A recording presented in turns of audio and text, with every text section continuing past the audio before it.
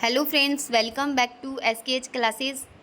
Friends, सबसे पहले जो अपने डिस्कस करने वाले हैं वो एलडीसी एग्ज़ाम 2024 को लेकर डिस्कस करने वाले हैं, क्योंकि बहुत सारे स्टूडेंट जो है इस वैकेंसीज़ के लिए तैयारी भी कर रहे हैं, जिनका सिलेक्शंस होने की काफ़ी उम्मीद है। जिनको लग रहा है कि सिलेक्शंस हो जाएगा, उन स्टूडेंट ने टाइपिंग शुरू भी कर दी है, जिनका माइंड बिल्कुल सेट है। सेकंड वो स्टूडेंट है जिनको अब डाउट है कि कट ऑफ जो है 160 150 तक जाने वाली है। अब कौन सी कैटेगरी की जाएगी ये अभी अपने नहीं कह सकते, लेकिन ओबीसी और जनरल को मानकर चल रही हैं कि इतनी वो उम्मीद लगाकर बैठे हैं कि इसमें कट ऑफ इतनी जाएगी, और जो 140 130 वाले स्टूडेंट है उनका कुछ नहीं होना। तो ये जो स्टूडेंट की डाउट है वो इस वीडियो को ज़रूर देखना, और बाकी स्टूडेंट जिनको गुमराह किया जा रहा है या फिर जो तैयारी कर रहे हैं उन स्टूडेंट को भी ये वीडियो ज़रूर देखनी चाहिए, क्योंकि ये वीडियो आपके लिए आई थिंक काफ़ी इंपॉर्टेंट जो है वो रहने वाली है। आपके मन में जो थॉट्स है, जो विचार है, वो इस वीडियो के देखने के बाद में हो सकता है थोड़े क्लियर हो जाए। क्योंकि एक चीज़ है कि इसमें जो स्टूडेंट है वो बहुत सारे स्टूडेंट जो है 12th बेस्ड है और उनका फर्स्ट टाइम एग्ज़ाम होगा। हो सकता है उनके मार्क्स बहुत अच्छे हों, लेकिन उनके मन में एक डर ये है कि क्या पता हमारा सिलेक्शंस होगा या नहीं होगा। तो उनके लिए ये वीडियो काफ़ी इंपॉर्टेंट रहने वाली है। तो फ्रेंड्स, मैं आपको एक चीज़ बताती हूँ। सबसे इम्पोर्टेंट चीज़ है जो स्टूडेंट बता रहे हैं, वो ये कह रहे हैं कि जो वीडियो यूट्यूब पे है उसमें देख लेना। बहुत सारे स्टूडेंट जो है जिनके मार्क्स 140 150 है, ज़्यादातर स्टूडेंट के। अब मैं आपसे एक चीज़ पूछती हूँ, आपने क्या कंप्लीट देख लिया है कि जितनी यूट्यूब पे वीडियो है उनमें सभी स्टूडेंट के मार्क्स 140 और 150 के बीच में है, यानी कि 140 और 150 के बीच में? क्या आपने ये सारा चेक कर लिया है? जितने भी स्टूडेंट हैं उनके सबके मार्क्स इस रेंज में हैं। तो यहाँ पे एक चीज़ है, आप मान कर चलो 500 स्टूडेंट ऐसे होंगे यूट्यूब पे। वैसे तो नहीं मिलेंगे, आप नोट कर लेना, सारी वीडियो देख लेना। रिपीटेड जो स्टूडेंट वो है वो भी वहाँ पे प्रेजेंट होंगे। तो आप ये चेक कर लेना कि सारे स्टूडेंट जो है वो टोटल कितने हैं। मैं यहाँ पे मान रही हूँ 500। चलो आप 500 नहीं मानते हो, 1000 मान लो। 1000 स्टूडेंट है जिनके मार्क्स कितने हैं? 150 है, 150 नंबर है यूट्यूब पे जिन स्टूडेंट ने कमेंट कर रखा है उन स्टूडेंट के। चलो ये 1000 स्टूडेंट, बाकी 1000 स्टूडेंट वो है जिन्होंने कमेंट नहीं किया है, लेकिन उनके मार्क्स भी कितने हैं? 150 मार्क्स है या फिर 140 मार्क्स उनके आ रहे हैं, इस रेंज में। उससे भी ज़्यादा अगर आप चाहते हो देखना कि हाँ हो सकता है उससे भी ज़्यादा है, तो 1000 स्टूडेंट और मान लो। क्या आपको इतने स्टूडेंट मिल रहे हैं यूट्यूब पे अपने आसपास? अगर आप काउंटिंग भी करें तो जिनके नंबर ये है 150 से 160 के बीच में है, या फिर 140 से 150 के बीच में, मैंने यहाँ पे काउंटिंग कर दी। मान लो आपके यहाँ पे 2000 2500 स्टूडेंट जो है वो है इतने, जिनके मार्क्स इतने हैं, ये मैंने मान लिया। फिर उसके बाद में आप मान लेते हो कि 130 से 140 के बीच में जो स्टूडेंट है उनकी रेंज यहाँ पे 2000 है, ये भी मान लिया। चलो 2000 स्टूडेंट होंगे। हो सकता है उन स्टूडेंट ने यूट्यूब पे कमेंट किया हो। वैसे इतने स्टूडेंट नहीं मिलेंगे, ज़्यादा से ज़्यादा कितने मिल जाएंगे? 100 200 जिन्होंने कमेंट कर रखा है। वो हो सकता है वही स्टूडेंट सेम अलग अलग वीडियो पे कमेंट कर रहे होंगे, तो इतने स्टूडेंट नहीं होंगे। लेकिन अगर आप कह रहे हो तो मैं यहाँ पे मान रही हूँ 130 से 140 वाले 2000 स्टूडेंट है। उसके बाद में यहाँ पर 110 से 120 वाले स्टूडेंट कितने होंगे? मान लो ये भी 2000 3000 स्टूडेंट होंगे, 2-3 हज़ार स्टूडेंट होंगे। अब उससे नीचे वाले स्टूडेंट आप काउंट कर लो, जो 100 और 110 के बीच में स्टूडेंट है वो 3000 होंगे।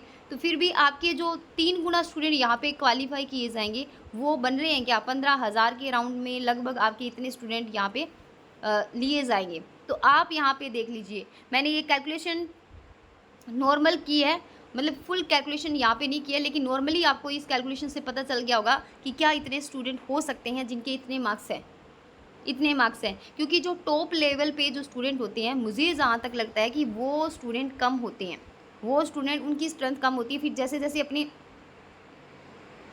कट ऑफ के धीरे धीरे मतलब नीचे डाउन की तरफ आते हैं तो उनकी स्ट्रेंथ थोड़ी बढ़ सकती है। तो ये जो कह रही है कि इसकी कट ऑफ जो है बहुत ज़्यादा जाने वाली, 130 और 140 वाले स्टूडेंट तो बहुत मिल जाएंगे, यूट्यूब पे भी बहुत मिल जाएंगी। तो ये आपके मन में एक बहुत बड़ा डाउट है और इस डाउट को आप क्लियर कर लो। बस मैं यही कह रही हूँ कि जिन स्टूडेंट के मार्क्स मैंने जो बताई थी कट ऑफ, उसके रिगार्डिंग भी अपने डिस्कस कर लेंगे वापस। मैंने जो कट ऑफ बताई थी उसके आसपास अगर आपके नंबर बन रहे हैं तो आपको अपनी तैयारी शुरू करनी चाहिए। अगर आपके पास टाइम नहीं है, अगर आप ये सोच रहे हो मैं सीईटी का एग्ज़ाम जो नेक्स्ट आने वाला है 12th लेवल का, उसकी मैं तैयारी करूँगा साथ-साथ में, और साथ-साथ में हो सकता है मैं टाइपिंग करूँ, तो ये चीज़ भी आपको करनी चाहिए। अगर आप किसी और एग्ज़ाम की तैयारी कर रहे हैं, लेकिन आप पैरेलल में साथ-साथ में दूसरे एग्ज़ाम की तैयारी के लिए अपना टाइम दे सकते हैं। ऐसा नहीं है कि आपके पास टाइम नहीं है, आप सिर्फ टाइपिंग करोगे तो आपके पास टाइम नहीं बचेगा। आपके पास टाइम बचेगा। आप टाइपिंग के साथ जो है अगर 2-3 घंटे टाइपिंग को दे रहे हैं तो उसके साथ-साथ आप तैयारी कर सकते हैं, क्योंकि अभी आपका रिज़ल्ट जो है वो आया नहीं है कि आपको 3 गुना लिस्ट में शामिल किया गया है। और जब रिज़ल्ट आ जाए तब तक आपकी स्पीड थोड़ी अच्छी हो जाएगी, और उसके बाद में सिर्फ ओनली स्पीड की प्रैक्टिस करनी है और आपको स्पीड बढ़ानी होगी। लेकिन अभी क्या है, आपको मैंने पहले ही बताया, अभी आपको हाथों की जो पोजीशन है वो भी सेट करनी है।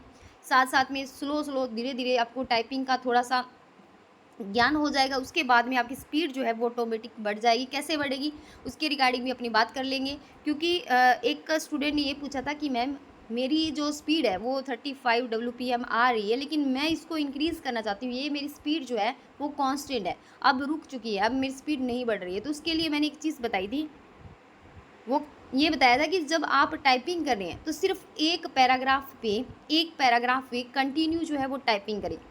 कंटिन्यू एक पैराग्राफ पे टाइपिंग करें। जैसे जो भी चीज़ आप लिख रहे हो उस एक पैराग्राफ को 10 दिन दीजिए, और 10 दिन आप उस सेम पैराग्राफ को टाइप कर लीजिए, या फिर आप सिर्फ 2 पैराग्राफ रखिए। सुबह जिस पे टाइपिंग करें उस शाम को अलग पैराग्राफ, फिर हर दिन जो सुबह टाइपिंग करें उस सेम सुबह वाला जो पैराग्राफ है वो 10 दिन कंटिन्यू रखें, और शाम वाला जो पैराग्राफ है, क्योंकि दिन में 2 पैराग्राफ हो जाएंगे, और सेम 2 पैराग्राफ को आपको कंटिन्यू 10 दिन आपको टाइपिंग करनी है।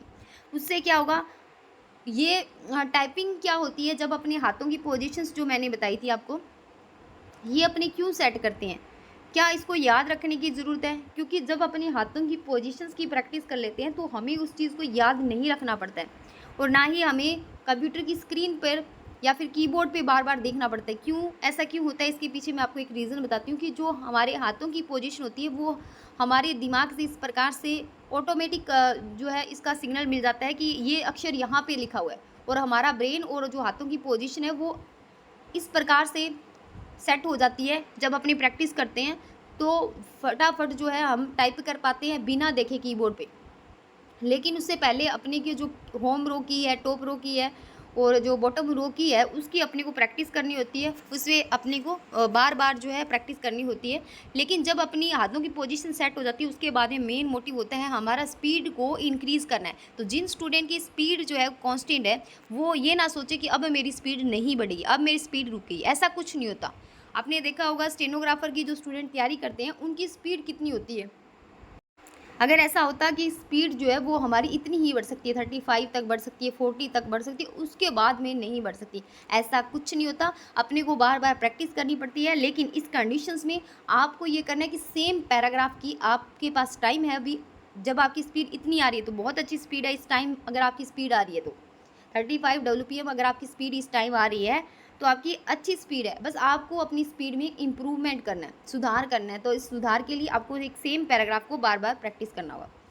तो यहाँ पे जिन स्टूडेंट के मन में ये डाउट था कि 160 कट ऑफ रहने वाली है, तो इसका एक लॉजिक जो है वो मैंने आपके सामने रख दिया है।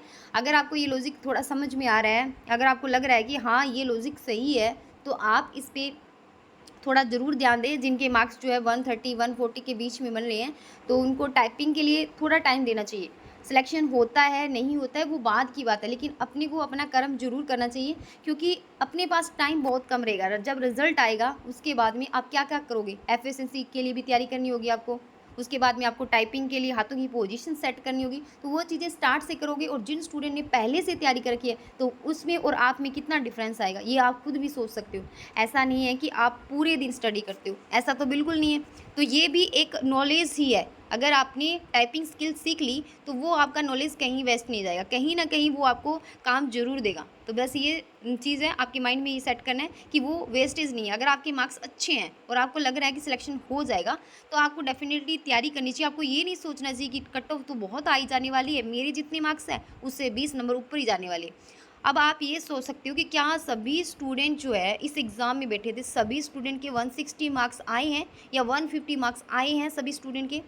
ऐसा तो नहीं है। तो आपको अपने अकॉर्डिंग जो है वो तैयारी करनी है, और ऐसा बिल्कुल भी नहीं होगा। आपका रिज़ल्ट आएगा तब आपको कन्फर्म भी हो जाएगा। और इसके रिगार्डिंग मैंने आपको बताया भी था कि जो 2018 वाला जो एग्ज़ाम था एलडीसी वाला, वो मैंने खुद ने भी दिया था और डीवी तक भी गई थी, लेकिन लास्ट में जो फाइनल कट ऑफ थी उसमें जो है बाहर हो चुकी थी। क्यों? इसके पीछे रीज़न क्या था कि यही बस मेरे मार्क्स कम है, और मेरे मार्क्स कुछ कम नहीं थे। कट ऑफ से 90 जैसे कट ऑफ हमारी गई थी ओबीसी कैटेगरी में 95, और उस कट ऑफ से मेरे काफ़ी ज़्यादा मार्क्स थे। मेरे मार्क्स थे 114, लेकिन फिर भी मैं सिलेक्शंस क्यों नहीं ले पाई? क्योंकि मैंने टाइपिंग पे ज़्यादा ध्यान जो है वो नहीं दे पाई थी, ढंग से टाइपिंग नहीं की, और पहले से मेरे को ये डर लग रहा था कि मेरे मार्क्स जो है वो कम है, यानी कि मेरे मार्क्स काफ़ी कम है, और इसकी वजह से थोड़ा सा खुद में ही कॉन्फिडेंस जो है वो लो हो चुका था, पहले से लो हो चुका था।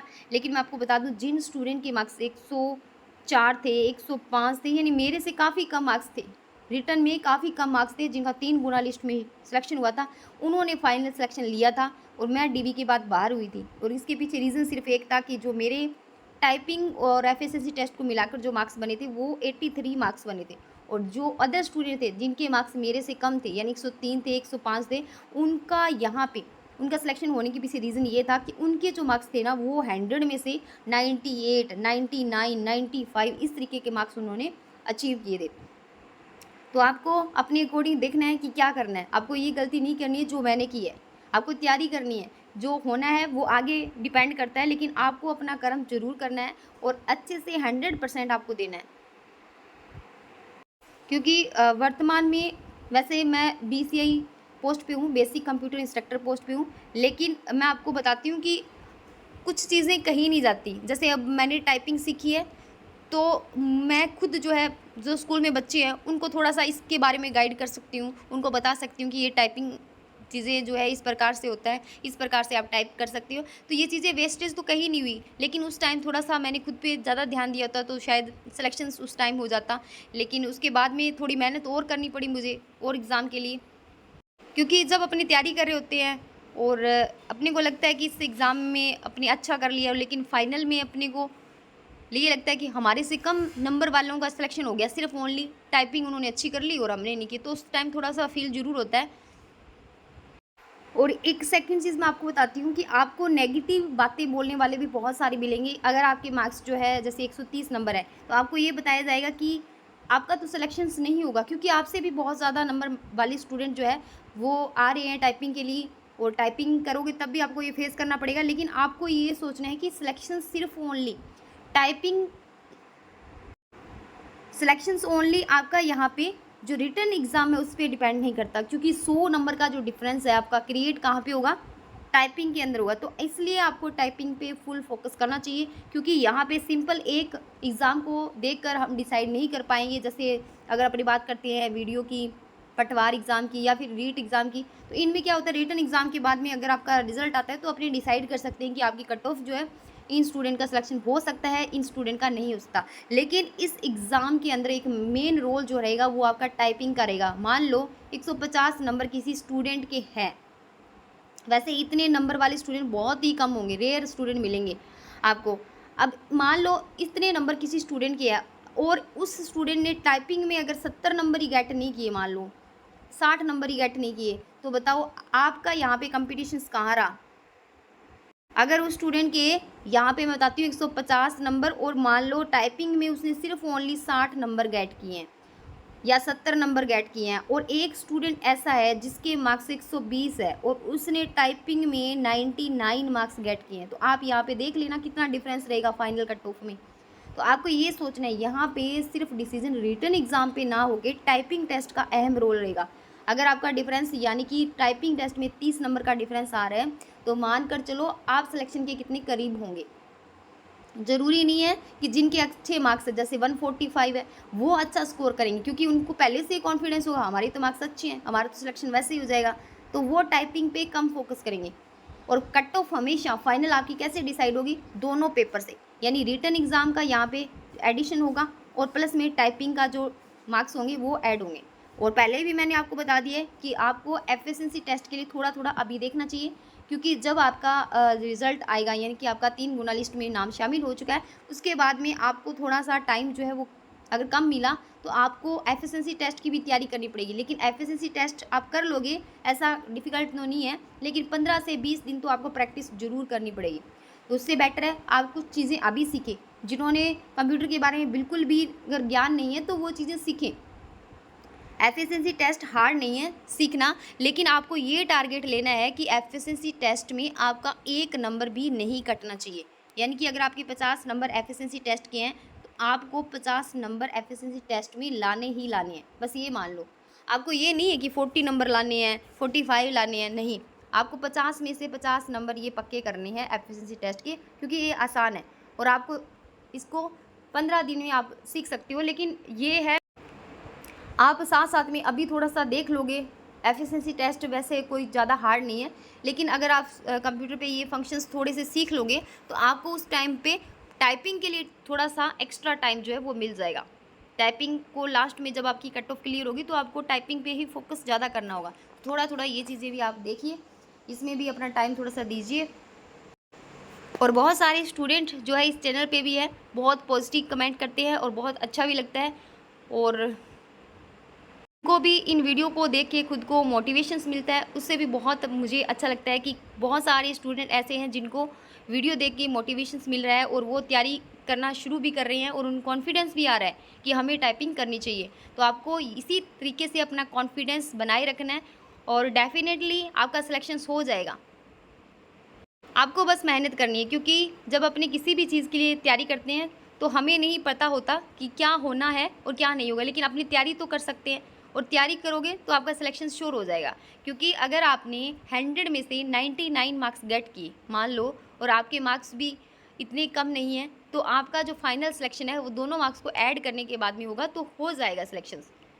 तो इसलिए आपको उम्मीद रखनी है कि सिलेक्शन हो जाएगा, क्योंकि अगर आपने उम्मीद पहले से ही तोड़ दी कि हमारा सिलेक्शन नहीं होगा और टाइपिंग भी नहीं की, तो फिर तो होना ही कैसे जब आपने टाइपिंग ही ढंग से नहीं की। तो ये चीज़ें याद रखना, क्योंकि जो गलती मैंने की है वो आप ना करें। मैंने आपको पहले ही बताया कि मेरे जो मार्क्स थे वो मुझे ऐसे लग रहा था, जब कोचिंग में गई तो मुझे लग रहा था इन स्टूडेंट से तो मेरे मार्क्स कम है, क्योंकि उनके तो मार्क्स मेरे से ज़्यादा थे। किसी के 20 नंबर ज़्यादा थे, किसी के 30 नंबर ज़्यादा थे, किसी के 15 थे, किसी के 10 थे। लेकिन मुझे ऐसे लग रहा था अब मेरा क्या होना है, मेरा तो सिलेक्शन होगा ही नहीं। पहले से ही कॉन्फिडेंस लूज़ हो गया था। फिर उसके बाद में मैंने तैयारी करने की, लास्ट में जब मतलब फाइनल ये हुआ कि आपका फिक्स डेट आ चुकी थी कि टाइपिंग टेस्ट आपका इस दिन है, उसके बाद में मैंने टाइपिंग के लिए फुल फोकस तैयारी करनी शुरू तो की थी। लेकिन उस टाइम क्या हुआ, जिन स्टूडेंट के मार्क्स मेरे से कम थे उनकी ऑलरेडी टाइपिंग स्पीड बहुत ज़्यादा आ रही थी, और मेरी 75 73 इसके अराउंड में मेरे मार्क्स बन रहे थे टोटल एफिशिएंसी और उसमें। फिर भी मैंने जो टाइपिंग टेस्ट के बाद में मतलब वहाँ पे मैंने खूब प्रैक्टिस की थी, 2 मंथ मिले थे, तो मैंने खूब प्रैक्टिस की थी। उसके बाद में मेरे यहाँ पे मार्क्स जो है वो मैंने 83 जो है वो गेट किए थे। लेकिन ये उन स्टूडेंट से कम थे जिनके मार्क्स जो है कट ऑफ 98 99 जो है जिन स्टूडेंट ने यहाँ पे गेट किए थे, और उनके मार्क्स मेरे से कम थे। यानी कि मेरे मार्क्स 114 थे तो उनके मार्क्स 105 थे, किसी के 108 थे। उन स्टूडेंट का सिलेक्शन हो चुका था। ये चीज़ मुझे बाद में पता चली कि कोचिंग में मेरे से कम नंबर वाले स्टूडेंट थे और उनके मार्क्स मेरे से कम थे और उनका सिलेक्शन फाइनल हो चुका था।